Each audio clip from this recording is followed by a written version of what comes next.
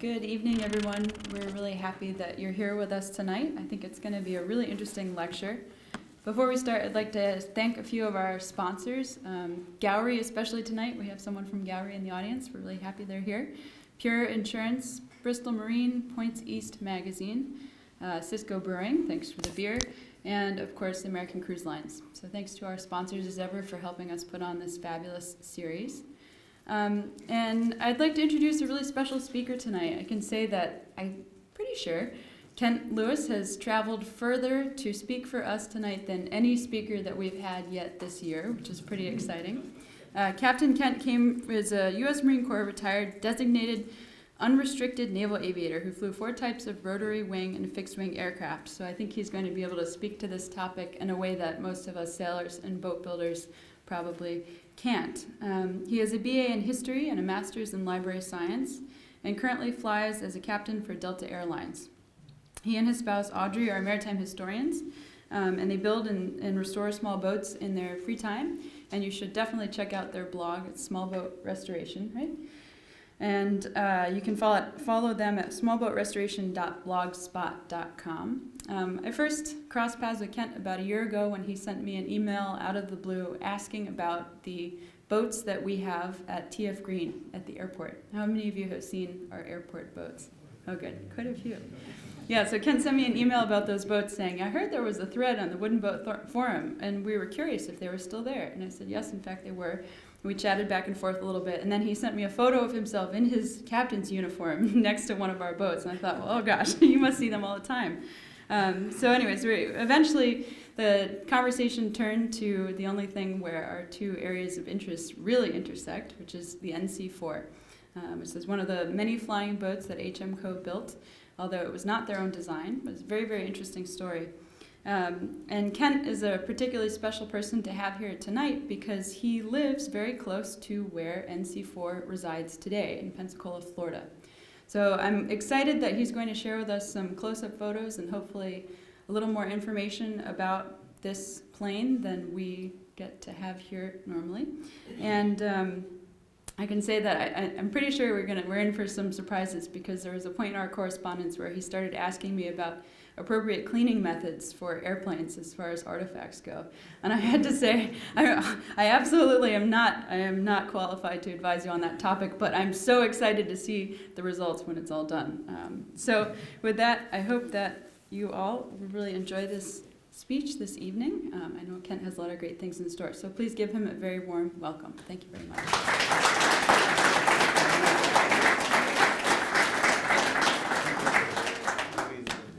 Hey folks, I have really bad jokes, and I just talk my slides so I don't add any information to them. So if you want to get and leave now, this would be the best time.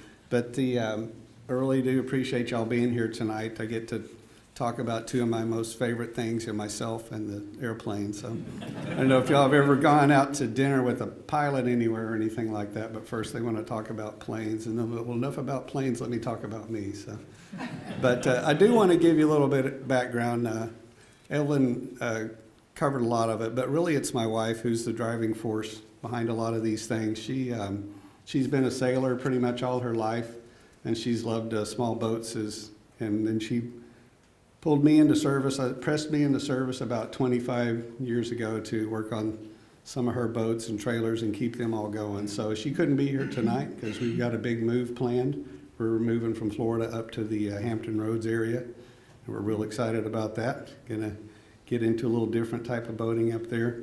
But Audrey, you'll see her if you go on our blog. I call her the skipper.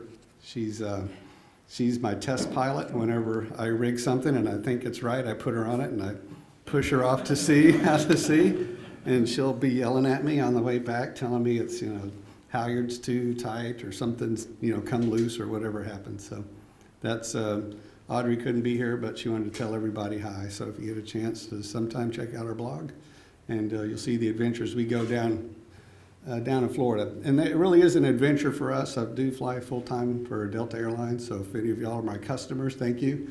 Out of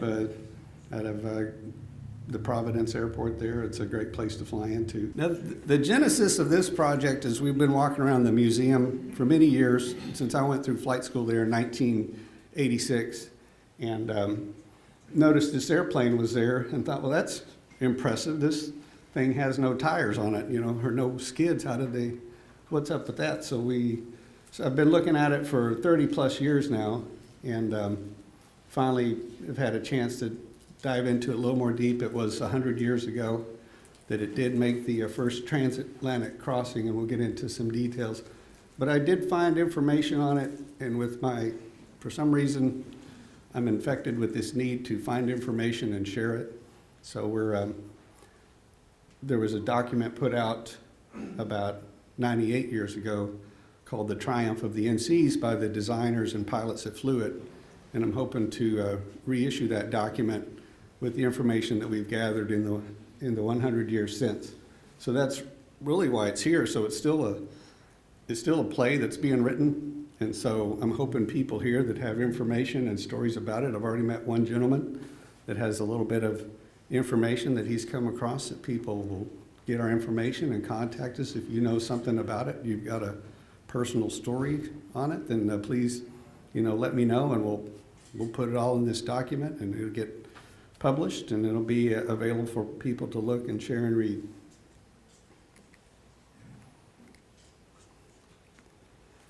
So some of the slides we'll go through, let you read them. The why was the Navy Curtiss flying boat developed? We were losing a lot of aircraft to the German U-boats during World War I. So this was in process during the war, and they were trying to figure out how we're going to get airplanes across the Atlantic so we could fight this threat even after the war was over. So the war ended, and the plane was still being built, and there was discussion on whether to continue it, and they said, yeah, let's do it. It wasn't about winning a prize or anything like that. It was just that the Navy had this program going on. Anyone from New York area? Yes, no? The plane, it was one of the first component assembly projects that the Navy had. It was so big they couldn't really build all one thing at the Curtiss factory. In fact, Curtiss moved his big factory from Buffalo out to the New York area so they could do this airplane. The components we're concerned with here at Herreshoff was the hull, and they all came together on Garden Island, and then they ended up at Rockaway, and that's there on the Long Island area. That's where the planes left from. Are there some people that aren't familiar, I don't know, with the story of how the planes made it across the Atlantic? And that's why you're here. No. Some people probably know way more about the story than I do, but they basically hopped from either a continent to an island to get across. It wasn't a nonstop flight. The first nonstop flight happened just a few weeks after that, but since this was the first, it was the first.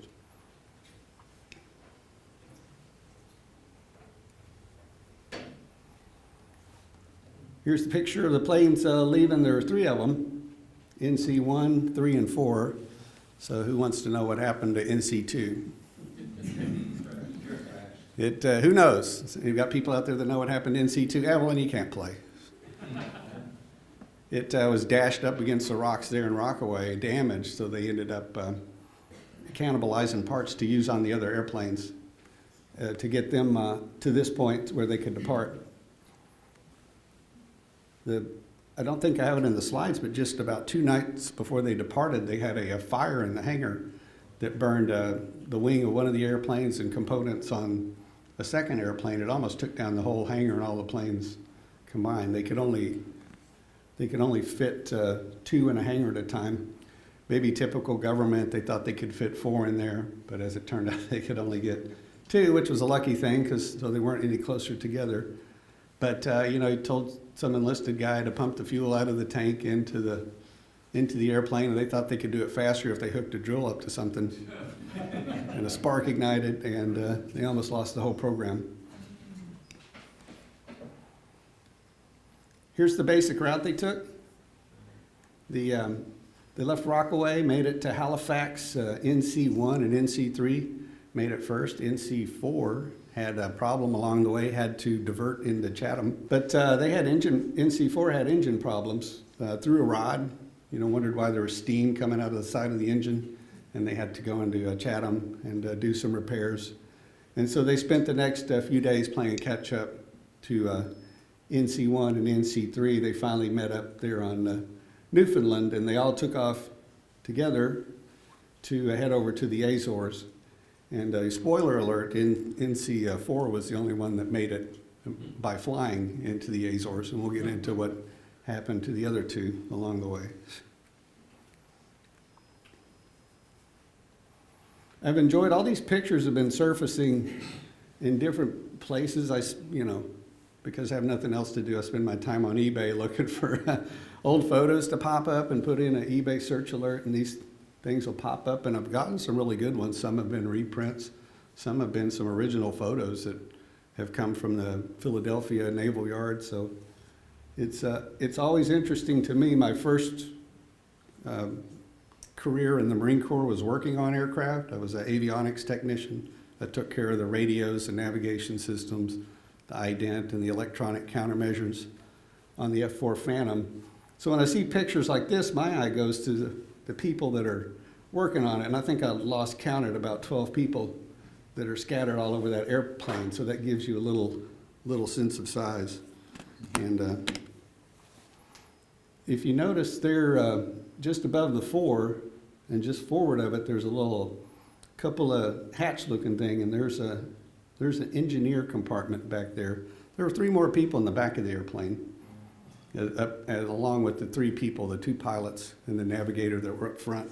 So if you could imagine riding, 10, 12, 13 hours across the Atlantic, sitting behind the cans of fuel, how much fun that must have been for those folks back there. But at least they weren't sitting behind a plexiglass windscreen about this big, like the pilots up front were. NC designation was Navy Curtis. They were wanting to call it something else at first, but the boss canceled that idea. The NC1 they were flying, all the aircraft were flying towards the Azores. They tried to fly in formation for a little while, but they started losing sight of each other, so they split up, navigated on their own. NC1, they're flying along thinking, okay, 12 hours, we should be seeing an island. We're not seeing it yet. And at one, they decide that, we need to land and figure out where we're at so we don't miss the island. And someone relayed the story earlier about Lindbergh saying, I just had to find a continent. These folks had to find an island. And in 1919, do you have a compass that's going to be used in an airplane yet? Not really. Do you have a sextant? Do you have any of these type of tools that we use for navigation today? Do you have a radio? All these concepts were new when they were working their way through the flight across. So they landed, they damaged a wing, the crew was rescued, but the aircraft, they tried to tow it, and it's at the bottom of the Atlantic now. Maybe Josh Gates or one of those adventure explorers will go find it for us, or James Cameron or someone. NC3 landed outside to the Azores, and they sailed her about 100 miles to make it to port, which the important thing behind that is, it's quite a feat to get, they sailed the aircraft backwards. They put the rudder up front and use that as sails, and were able to make their way into port doing that. So these people that were used on this project, they weren't, they hadn't been aviators their entire Navy careers. These were some good sailors out there. And this did validate one of the concepts of the program, or the design, was they needed a strong hull that could take off and land, take the abuse of those takeoffs and landings, and also serve as a lifeboat for the folks if they did have problems once they got out there. So that part worked, so you probably didn't want to be the guy that got the medal for that. It's like, hey, good job on validating the lifeboat concept. But, and it wasn't a one-day thing. They didn't take off and just land. It took, I think, almost the entire month of May for this to happen. They went through several design iterations along the way. This was one of the first where they thought they could go with 3 motors. They were trying to figure out, it's trying to balance between the horsepower you had available at the time, the technologies. These were Liberty V12 motors. They had 300. When they started drawing on paper, scratching, they knew they had 300 horsepower, and Liberty had said, we got a 400 horsepower coming. And so we'll wait and see. And so they did. And they eventually did show up, but the first design had 3 motors with the tractor props just pulling it along. And you can't really see it here, but the pilot compartment was up behind that middle motor. So they found out quickly that wasn't the spot that they wanted to be.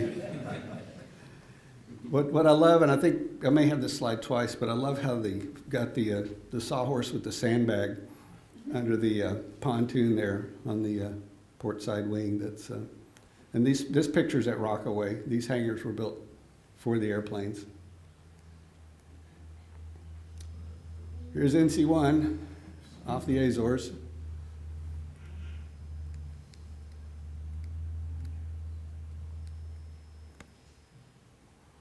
And this was NC-2 that we talked about a little bit earlier. Was damaged beyond what they thought was economical or expeditious repair for when they were trying to get this. There was a little sense of urgency. There were other people trying to cross the Atlantic at this time, the Brits and some others. And the news media was all over it because this was the big thing to talk about during that time frame.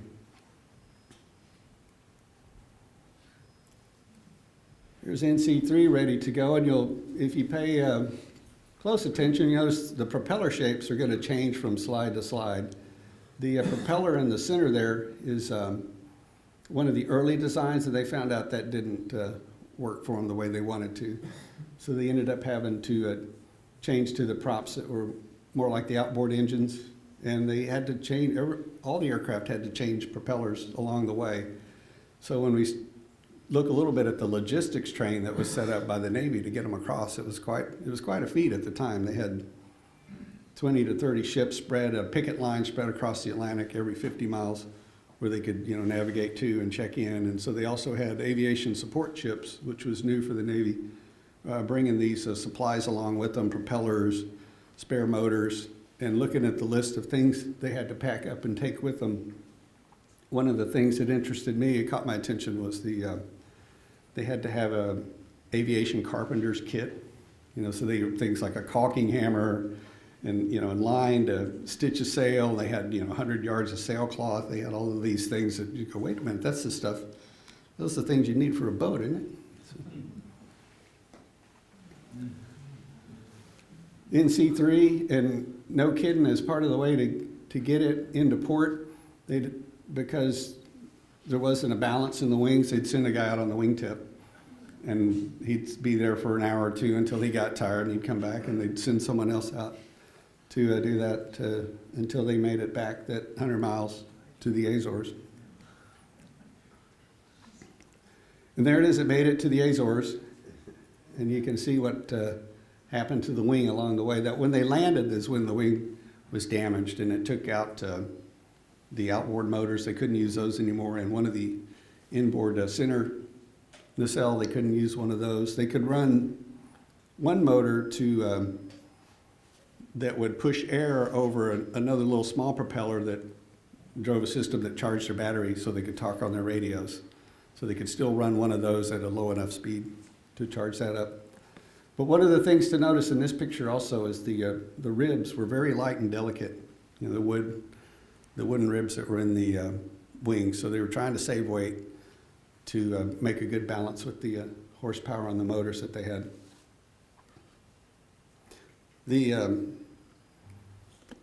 I only got about another hour and a half to go, so. The one thing when this Commander Towers was in charge of NC3, he was in charge of the entire mission. And when they were spotted off the coast, because no one knew where they were, they didn't have radio contact. So the guys out there with binoculars going, hey, I think that's a flying boat coming in, sailing our way. They sent boats out to help them to tow them in, and they refused help. They said, nope, we made it this far, we're getting all the way. And we're talking earlier whether they got to the mooring ball and picked up the mooring or what, you know, how far they made it in. But I think it's a testament to their sailor skills that they did make it in.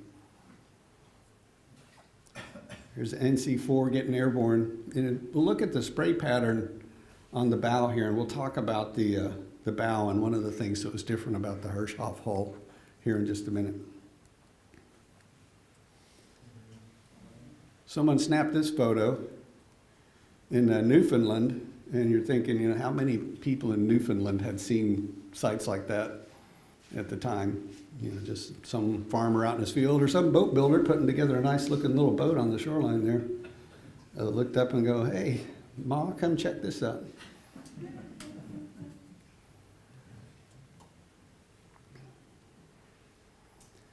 Refueling, this is really, in some ways, when you read the reports from the folks, they said this was some of the more dangerous times they felt like with the aircraft, is with people floating around them and bumping into things and, you know, poking a hole in the hull with one of the support boats, and they lose the whole mission right there because some paparazzi came out, you know, and they wanted to get a picture or something. And later, when they did their victory lap around the United States, kind of almost a Great Loop type of tour to show off the aircraft and go for Navy recruiting, you know, they'd land places and people would take, you know, souvenirs off the airplanes, so they'd spend time trying to chase them off and repair the boat and be off again.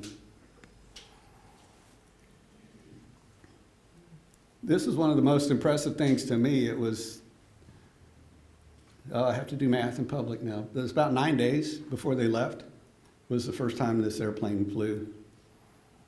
And I guess they gave it a big thumbs up and said, let's go. My number one person on the crew was the chief. He was also a pilot, but he was the one that they would service the engines. They would go check oil and check on the spark and do a few other things while the airplane was in flight. And he was the person volunteered to do that. So they did have on the wings a little 12-inch walkway that was thick enough that he could walk out there and do what he needed to do on those outboard engines. But he did a lot of work along the way. They had to change an engine, they had to change props at different places, and he did all of that.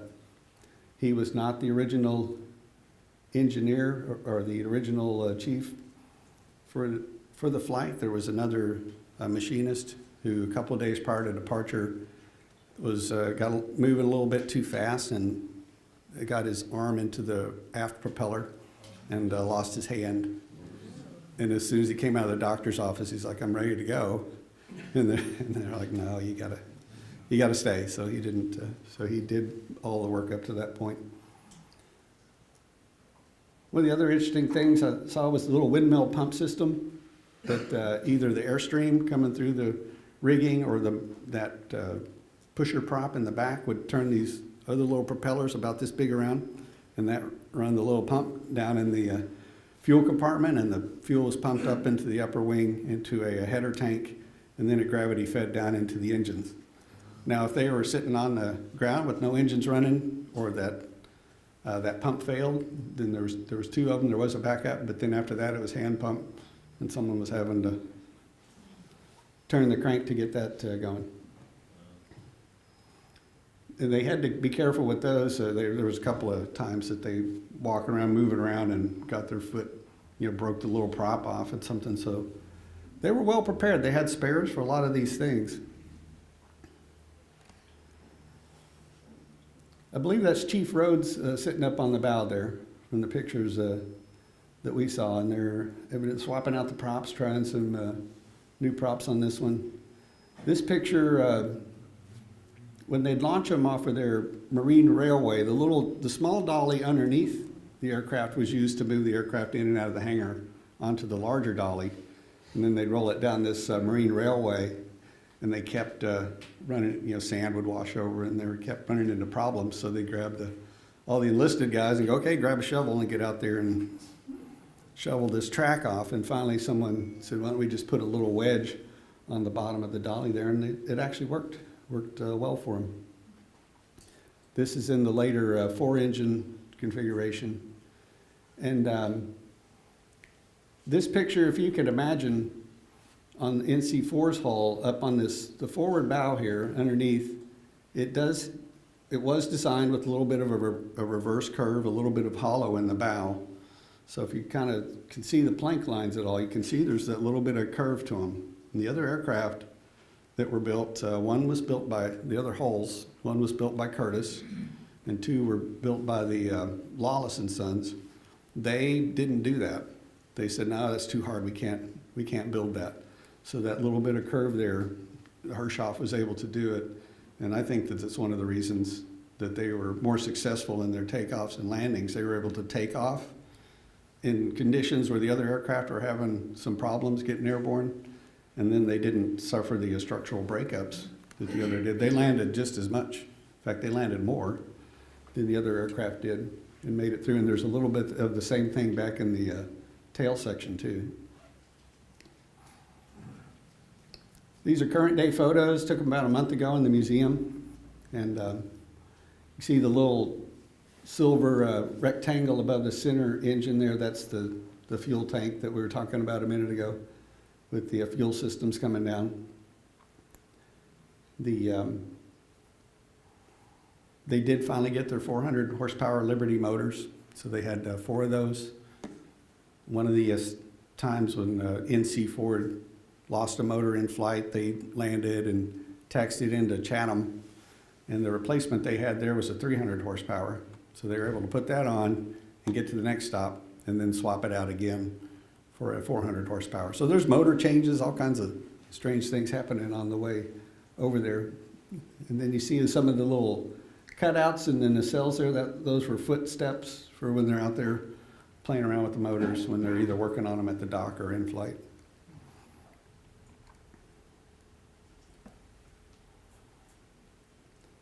Lisbon was the official completion of the Transatlantic, and then they went on to France and England after that.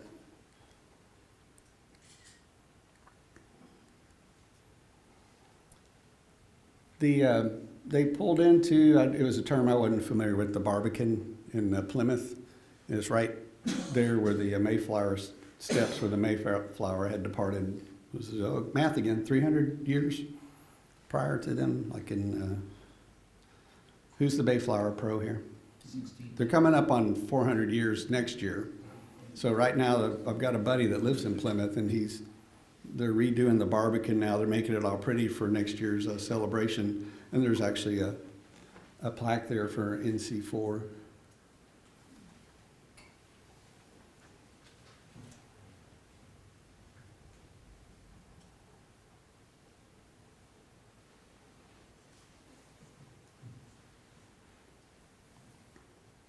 So, why did it happen? Because these people didn't know any better.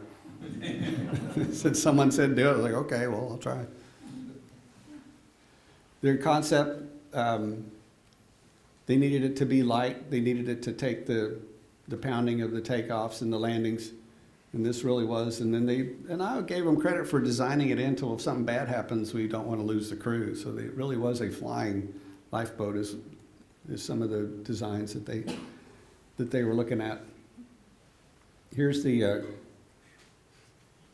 6 compartments that they had. So I guess the guy in the back just reads the paper or something. I think that's all he did. The navigator up front, the two pilots in the middle, and then 3 people had to fit in the back there. I don't know, how they managed that. There's a small tunnel that went from the bow back to the stern where they could crawl back and forth between it, and they did have bulkhead compartments where they could seal them off. And I don't think any of us could fit through that tunnel compartment. I think it was built for 1919 size people.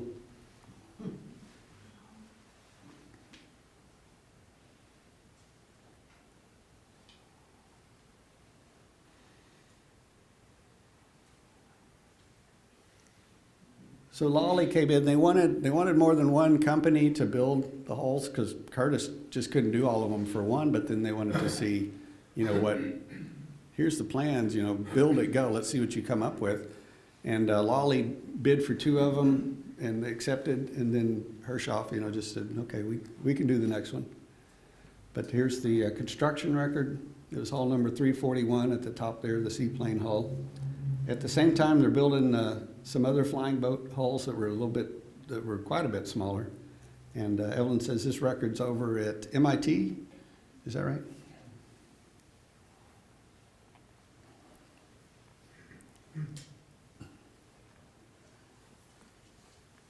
So they did learn a lot along the way. As you can imagine, the draftsmen at Curtis were just probably going crazy because they put something on paper, they'd go build it in the shop, and then they come back in and say that didn't work or did work or let's change it. But they did want to use the experience of the boat builders that they chose to come up with the best design. Can y'all spot NC4 in the picture there? He's peeking out the little door there. This other airplane hanging on the crane there, it's quite a bit smaller aircraft, but the hull is a lot wider because Curtis's idea for stability was to have a big, flat, wide hull with sponsons, and most of the support would be taken there, whereas on the NC4 they wanted it narrow, and they wanted to use the pontoons on the wing. Curtis didn't think that was going to work, so we'll get to what he did here in a minute. So. I don't even think they really had flight suits at the time. They just kind of would bring in what they had. Here's some of the numbers. So it's about 46 feet long, about 10 feet wide. The hull weighed 2,800 pounds. NC4 was the heaviest of the four hulls by about 400 pounds. So it was around, more math again, probably close to 10% overweight by their numbers. But for some reason, it could take off easier and fly further and burn less fuel than all the others. And I think, once again, it has to do with the reverse curve they bid in. That not only hydrodynamic, but aerodynamic is a better design to help that airflow around the hull as well as the water flow. 74 knots going down the road there, and you had your little piece of plexiglass to hide behind for 12 hours.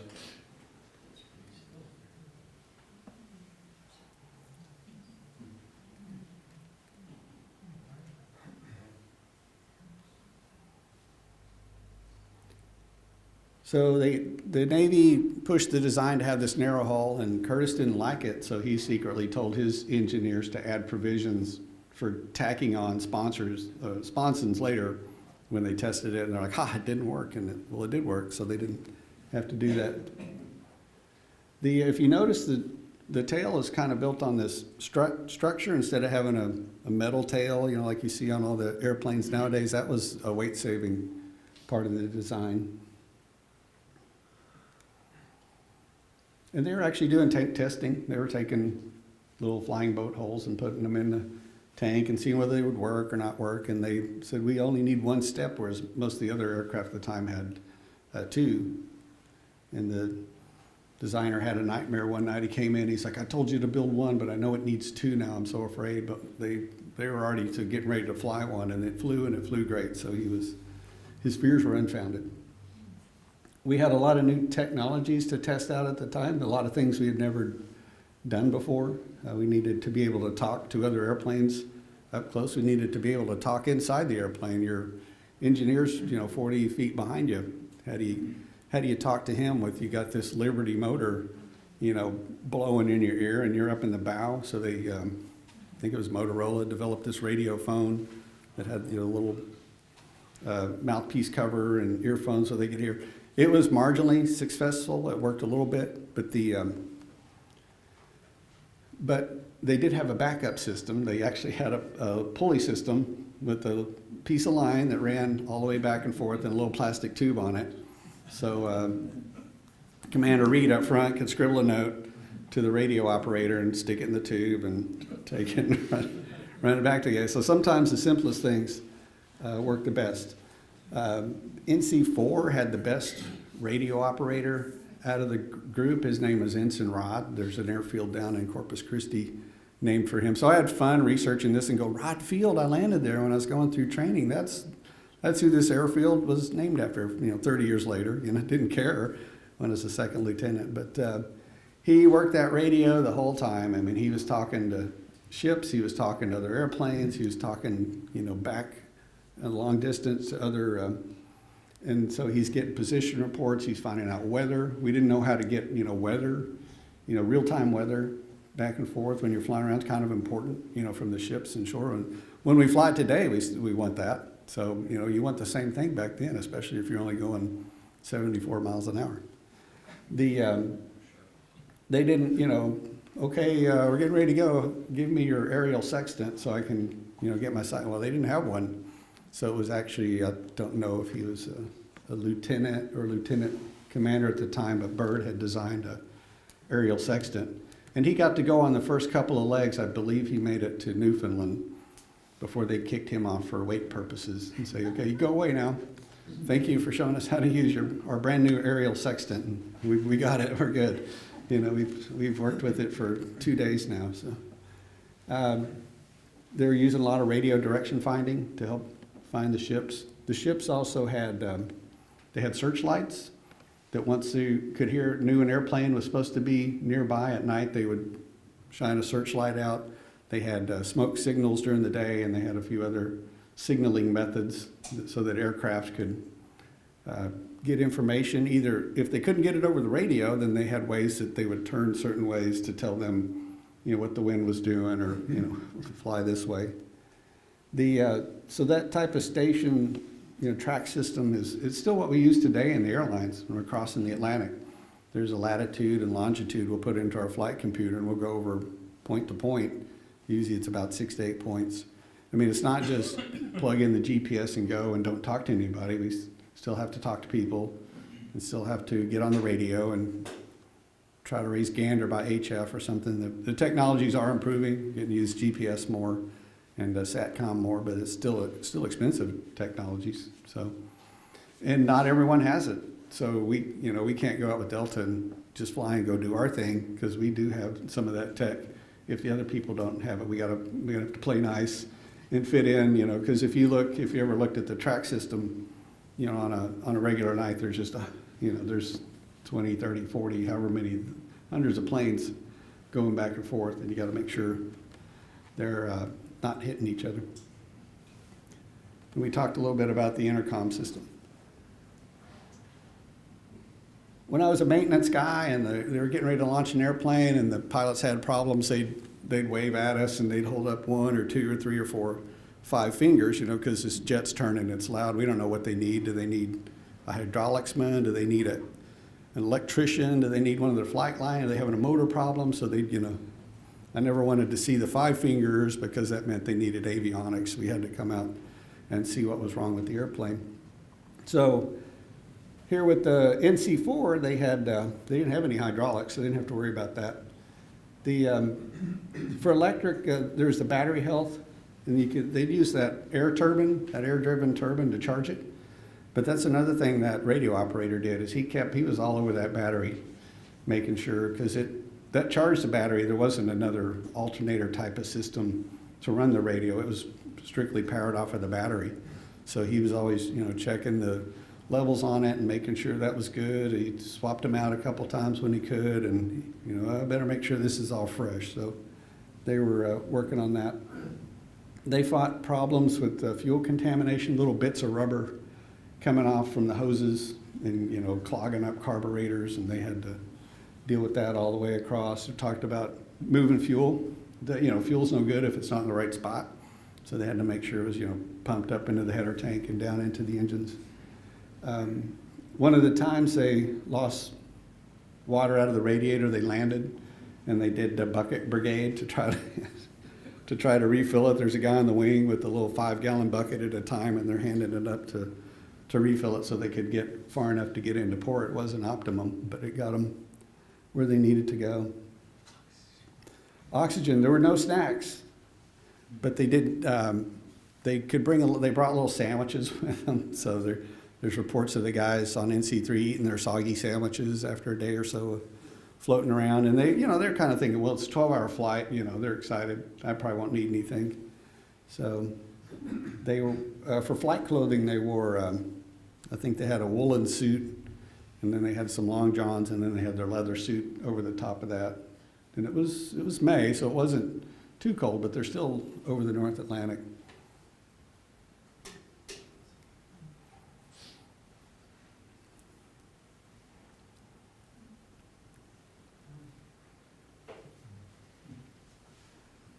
It's not a size comparison with me, okay?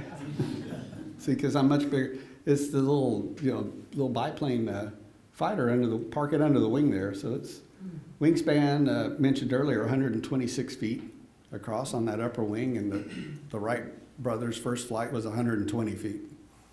So the Wright brothers could have made their first flight on that upper wing there. You can kind of pick out a little bit of the reverse curve in that forward bow area.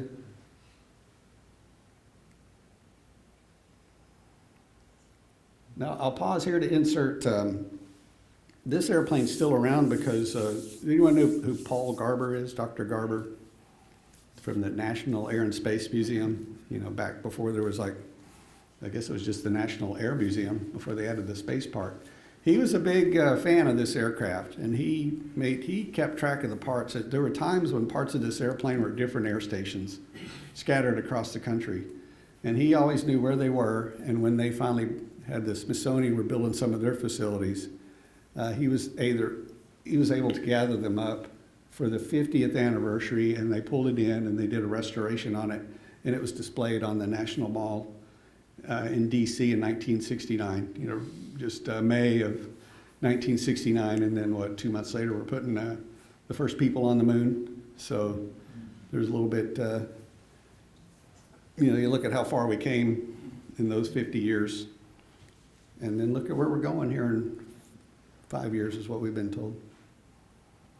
The biplane hull, it was lightweight, it was effective. There was, like I say, there was no hydraulics. It's got the little elevator on the back that moves up and down. It's not a real presentation by a pilot unless I do something with my hands, like flying around. And the little forward tab that sticks forward would help. It's a balance control surface. So if you want a surface to go down one way, it's like, a lot of rudders have that top little piece on it that will help ease the control forces for the pilots. But there were no hydraulics, so they were fighting that airplane the whole way, sometimes two of them at a time, to keep it, going where they wanted to. Here's that H-16 hull again. That it was just a lot heavier airplane and had the solid empennage on it. The only way they could get the range was by reducing the weight. And they, instead of carrying a tail around, the big tail structure, they carried fuel around. They were able to fly further. There's the step, the little bottom part, the little zigzag there, that's the dolly that supports it. But the story is, back to Dr. Garber, is that he put the airplane together once in DC for the 50th anniversary, then it went into parts again. And then when the Naval Aviation Museum built their new wing about 1983-ish time frame, they built the building around the airplane. They took it down to Pensacola and built it there. So like I said, when I wandered through there for flight training in '86, I'm like, hey, nice new museum. Wow, look, it's a boat. I've been told by the people at the museum that once they open the new Air and Space, or their extension there at Dulles Airport, the Udvar Hazy facility, that they have enough room for the plane that they were like, hey, we'll take that plane back now because it is on loan from the Smithsonian. And supposedly the museum director said, sure, come get it, but don't damage my building taking it out. So we don't know who will win, the Admiral or the Smithsonian folks. But we're happy that it's where it is now. It's complete. And maybe we need to get it off the Gulf Coast at one point. Who knows? We'll see.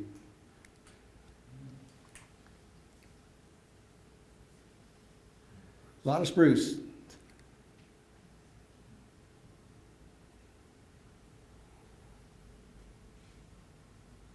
So they looked at a lot of materials. They had a lot of things available, and just some of the basic, boat building materials they had at the time are the best thing they could use. The pontoons were also built here by the Herreshoff Manufacturing Company.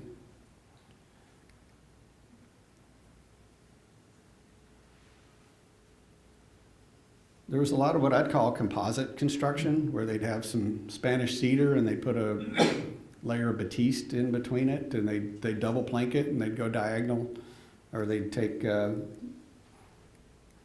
they'd put some cedar and then they'd run a cotton duck over the top of it and then they'd paint it. On the wings, there's 1,000 yards of linen used on the wings, and you could. If you pushed hard enough, you could push your finger through that. You certainly could step through it. We had some notes from Herreshoff saying they think it was one of the first times they'd used this Heskelite plywood. There's a vertical keelson underneath the regular keel. It goes down to the bottom, and it's the Heskelite was one of the first, I guess, waterproof glues or plywoods that they used in it. So we'd like to learn more about that, but we have to they have to let us cut a hole in the airplane to see that. I don't think they're going to do that. A little bit of everything. There's some mahogany, there's the cedars, there's the Sitka spruce in there.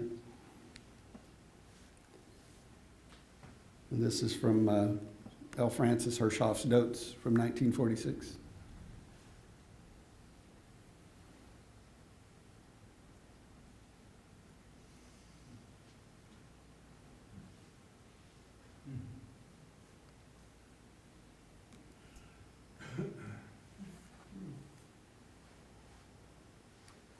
The keelson sits under the floor structure.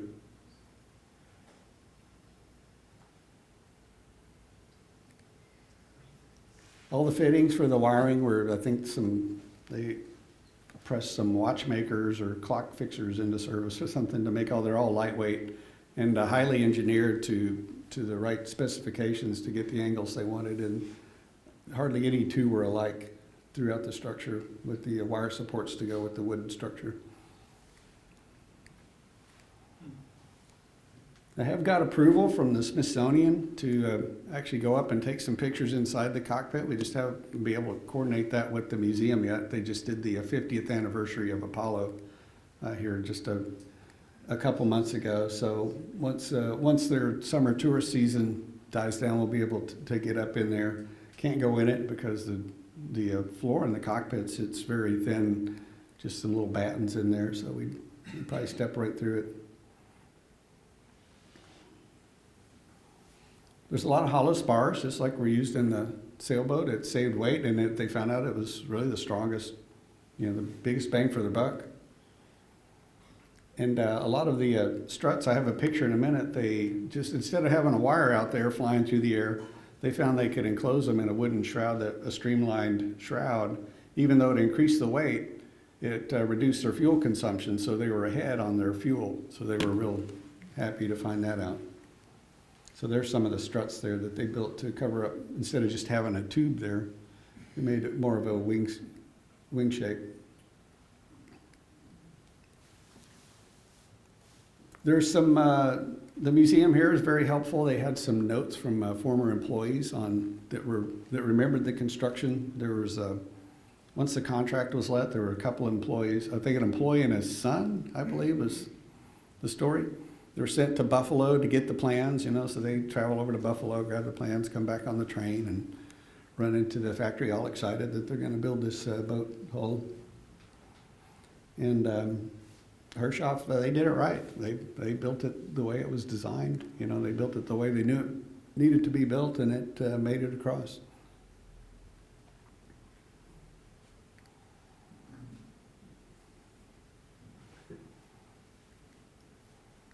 Now here's a little fun one up on the bow there is those two little red things, those were flares. So if they thought, let's land at night, which they tried not to do on the water, there's a button in the cockpit that they could push that would fire those flares off so they'd have something in the water that they could turn around and point at, you know, and that would, I've flown over water at night and I've done night landings, and all those flares would have done was, you know, showing them where they were going to crash.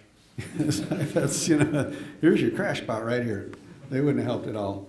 But, and then the button was in such a way that when the maintenance guys were working, it wasn't in a good place. They didn't know to put a safety switch in there to, you know, kill. So there's several accounts of these flares being shot off in the hangar.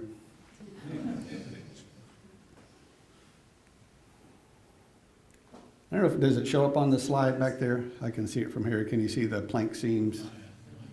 It's a diagonal planking, and you pick that curve out a little bit. And this is looking from the starboard side, looking forward, and you can see that curve right there. I mean, that helped. I sent an email to Maynard, my best friend Maynard, and he said, ask him, hey, what would this do? And it's, you know, he said, well, it would help direct water away from the hull, you know, in an efficient way. And it made sense to me. That's what I thought it would do. But you know, what do I know? I thought I'd ask someone who might know better. So, you know, reduce the pounding. You don't want to be smashing into the waves with a flat plate surface. So that was done right here. Another one of the struts that they've covered up. So just all around the boat, there's all these, you know, little details to try to keep the airplane as aerodynamically and hydrodynamically efficient as they could. And the plane in Pensacola looks to be in great shape. I mean, it almost looks like you could crank it up and, you know, chew a hole through the side of the building and get it out. Go take it around the bay a few times.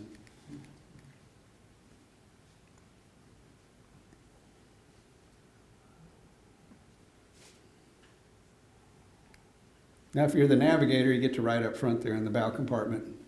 Just poke your head out and take your sextant readings, look at your compass.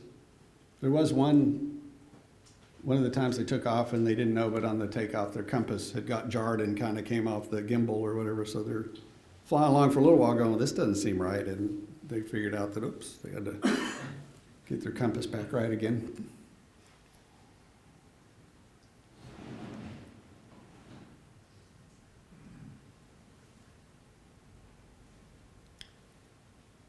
You see the little props we were talking about, the air-driven that drove the fuel pumps.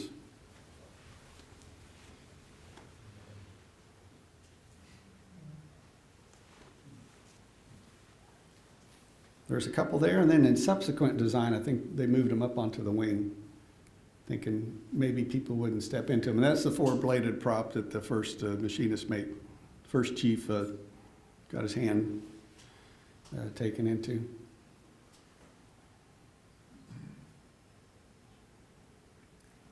You know, I'm a pilot. I've flown a lot of planes, and I would not get in that airplane and fly it. I've flown helicopters, and that's just, you know, was it a bunch of parts all flying together in formation, you know, just waiting to fall apart. And I would not fly this airplane, but it worked.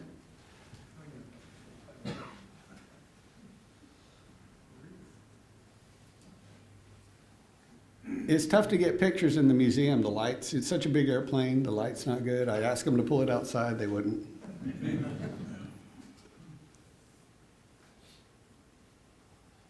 And the engineer's compartment, like we mentioned, it's right here on the tail.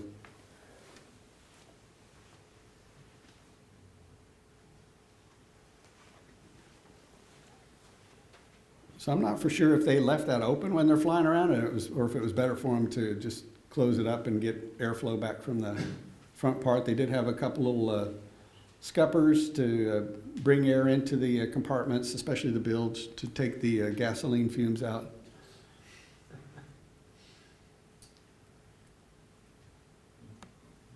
So So like I said earlier, they're gonna have to cut a hole in the side of the building to get it out of there, so maybe she'll be there for a little while.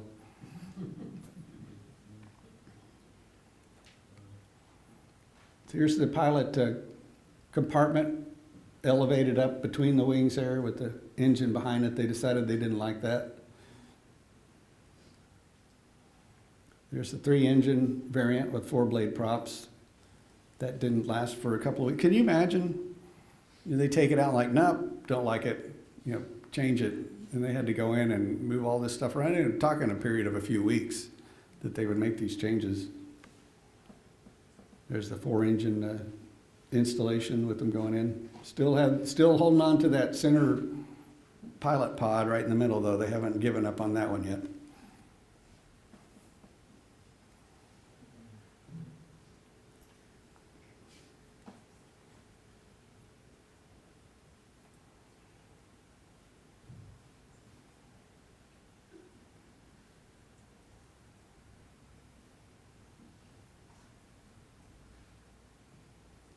And they're back and forth between 3 engines to 4 engines. They're waiting for those 400. And I have no idea what this guy's doing, but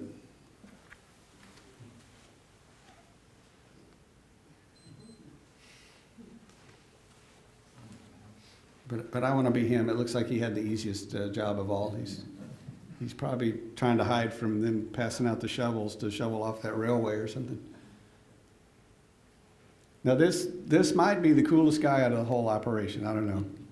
This photographer they sent out from Philadelphia, a Navy photographer, because they wanted some pictures of the spray pattern from the bow.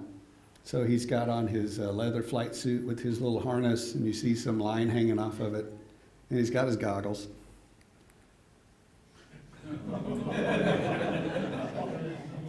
And if you look real close, he's in a wicker chair. And it looks like they have tied him off in a couple of places, and they got some nice looking 2x4s, and he's ready to go. And I wonder if they had to put someone on the other wing. It's the kind of questions that keep me awake at night, to balance things out. So. The original jump seat, I love it. I enjoy looking at these pictures, how they moved them around. Looks like they're getting ready to shove it out of the hangar. They got some people off on one of the pontoons there getting ready to push it, and there's some official looking officer there in the front that's not doing anything. And there's the guy on the bow. He's going to push the whole thing to get it moved around. This move, someone took this picture, maybe that same crazy photographer. He's like, hey, climb up on top of the wing there and take some more pictures for us. Here's the NC6, and you can see they moved one of the air-driven pumps up onto the top of the wing there.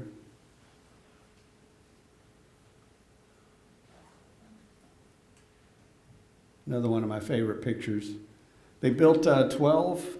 Eventually, they built the first 4, and then they built 8 after that. And we were talking earlier, we have no idea where any of the other ones went to. So. But I like the anchor. Because there's sometimes, they'd pick up a mooring ball. Sometimes they would nose up onto the beach and have to get pushed off. And then other times, I guess they had their anchor ready.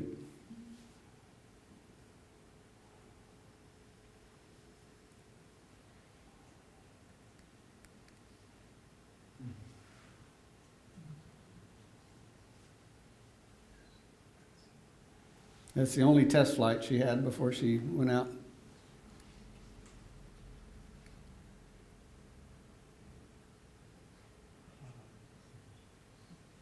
I like convertibles and everything, but that's taking it to an extreme, I think.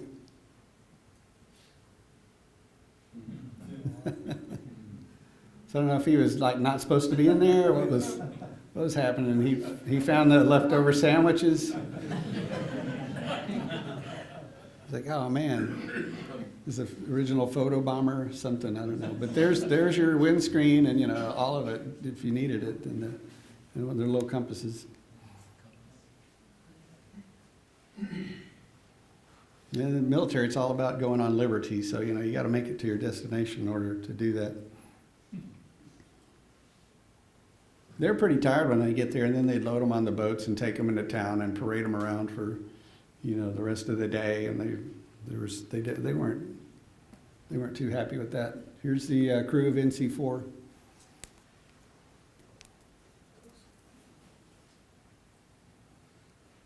The gent in the middle is a Coast Guard aviator.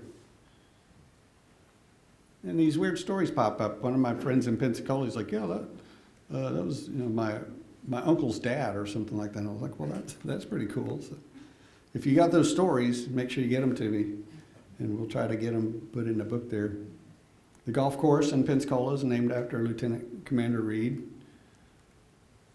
So if you ever go golfing at the Pensacola golf course, now you know. I don't know if you can read this or not, but this is the tablet I was talking about on the Mayflower Steps over in Plymouth, England, commemorating the first flight and the determination of the crew to get there.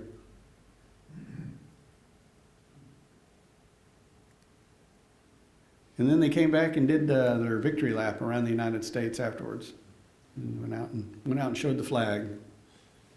Came through some of these strange places. Once again, a lot of these places probably never even seen an airplane, much less one that size.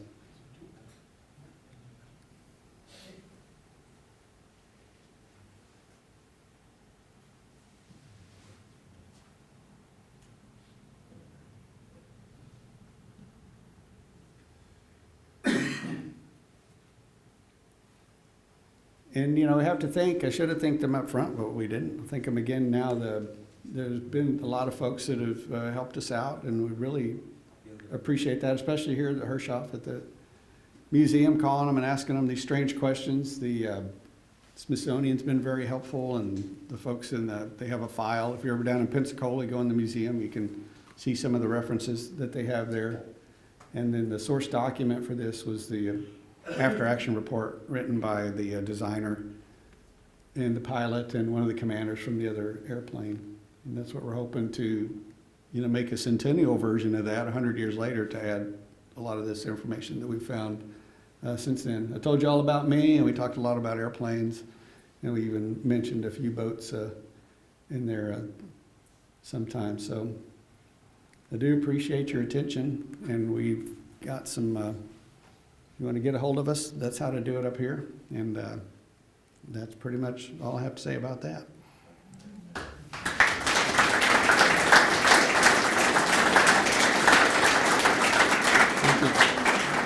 Do I have any questions? I have a question. Your dad, is it got to be a question though? You can't tell me that your dad, you can't tell me your dad had a jet ski or something like that. That's kindergarten. You mentioned frequent engine changes throughout, with all the time engine changes.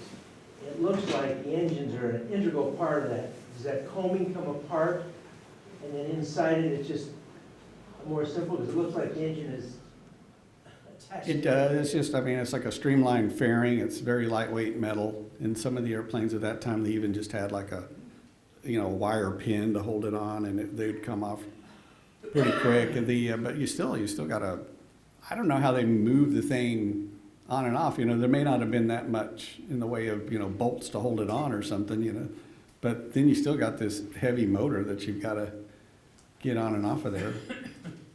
So it wasn't, in the way they did have them designed, it was, it was helpful that it was kind of out in the open with just the fairings around it.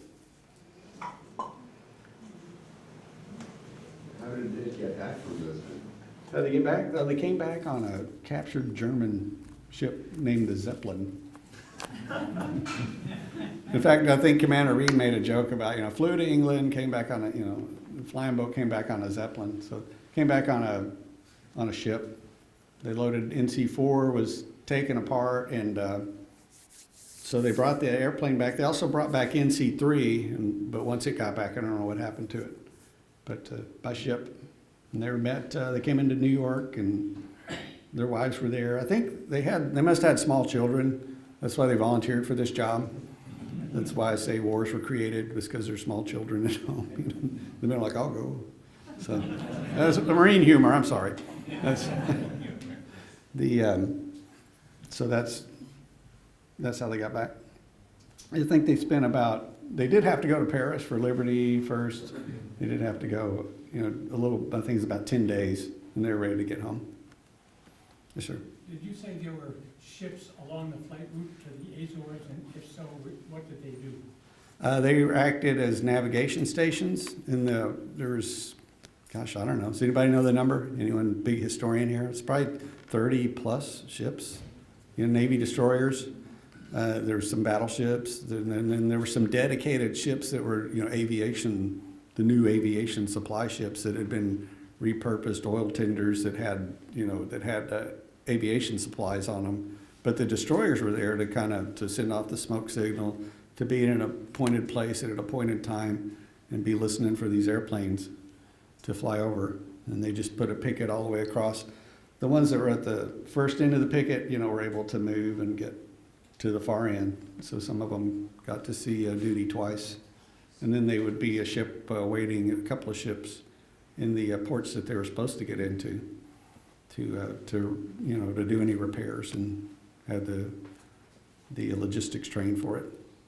That answer it? What's the farthest they could fly without refueling? I believe it was, quote me on this, okay? It's about 1,100 miles or so. Anyone else read it and saying yes, no? It's 13 hours or so, doing 70 plus. I know that math doesn't add up, but that's what they wanted to do. They were thinking they were almost close enough to go from Newfoundland all the way to Ireland or something without stopping. But like, no, we better. Then when they took off, the plan was to go to the Azores, but they were real close to making that other trip. So actually, there was one stop before the Newfoundland and the Azores. I thought it was 1,900 miles from that distance. I'm not sure the total mileage, so. Unless it was total miles. What's that? I thought it was, I'm not sure if that was the total miles, or was the miles from Newfoundland to the Azores was about 1,900. Sounds like total miles that you're talking about, 19. Ma'am? Did you have one? No? How is the boat going to contribute to the war effort? Because it could fly over the submarines instead of the airplanes at that point to take into the war effort, were taken on ships. And the German submarines were torpedoing all the ships. So we couldn't get they were gonna go look for U-boats. But I mean, I didn't see any armaments on it. It didn't look like it had any cargo capacity. It was all full of fuel. I don't understand how it was gonna actually. Someone had this man removed. No, no, they didn't really ever, I haven't got to that yet. If they thought we're gonna spot, be a spotter, if we can put one bomb under the wing, if we can fly over and, drop a hand grenade, or just, what they planned on doing. I mean, that's, Okay, so this is just trying to prove the concept, and then they would sort of add on to it. Yeah, then if the technology's developed, then we can, I did see one, I think, where they had a gunner in the tail or something, but there's not a whole lot you can shoot when you're trying not to shoot your own tail off, and I think a gunner in the bow. And you ain't gonna carry a very big gun to be, the person you're shooting at's probably got as big, if not a bigger gun, and I know that from having flown a Huey helicopter in combat. So, if I'm anywhere near someone else with a gun, I'm in the wrong spot. So, I don't know, so maybe just a spotter mission. There were bombing runs made out of Rockaway by both the Coast Guard and the Navy during World War I. They were actively bombing submarines and attacking submarines that were off the coast.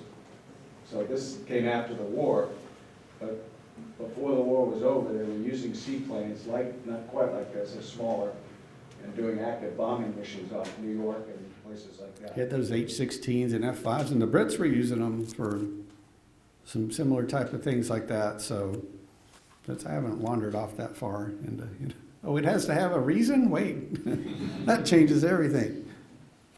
So why a boat instead of landing gear? Wait, well, there are no runways. You can't, you didn't. Land in the field? Not normally, not to have that light weight of structure. I mean, and to fly the distances they need to fly in the infrastructure wasn't there for them to, I mean, the flying boat community, I mean, for a long time, it was, you know, Pan Am Airways and all these other things. We don't need a runway, we're just gonna, we got the water's our runway, we're gonna land there. So it was a mindset. It's the Navy, come on, give me a break. Runway, oh no, now we gotta create the Air Corps and everything's over now, so. Yes, sir, ma'am, sir. Hey, Yes, sir. who built the subsequent hulls? I have no idea. I don't, does anybody here know? And if that's the better hull, why didn't they just make a bunch of them? Evelyn? I don't think they looked very fondly on this contract. It kind of felt like seconds to HMCo, at least the way that L. Francis described it. Did y'all hear that? So Said who knows, but it felt, well, I think, Warren, you have to take this with a grain of salt, but L. Francis described this contract as sort of like seconds, that they didn't get any of the good Navy contracts during World War I, that this was something that was kind of handed off to them. I think maybe after Lawley also, since they got the first two, that was part of it. Who knows? But I don't know about. Republican, did he? Yeah, no. Maybe we won't talk about it here. that. All right, I think we're gonna take just 2 more questions if you guys have any further. Yeah, and I'll hang around to answer questions till, I gotta be at the airport at 5 in the morning, so. Yes, sir. If they get the plane out of Pensacola's hangar, where will they take it? The one story, and this is, you know, Judge Judy would say it's hearsay, so I probably shouldn't even be saying it, is to the Dulles facility there. Are you familiar with that one? At the Udvar Hazy. It's huge. I mean, it's big enough that they could put it in there. One more? Okay, well, it's quiz time. No, thank you, folks. I enjoyed it. Thank you. So thanks again, everyone, so much for coming tonight. We have a little gift of appreciation for Kent to represent HMCo down in Florida for us. Thanks again to our sponsors. Big round of applause to Kent. We really appreciate you all coming tonight, and we hope to see you next time.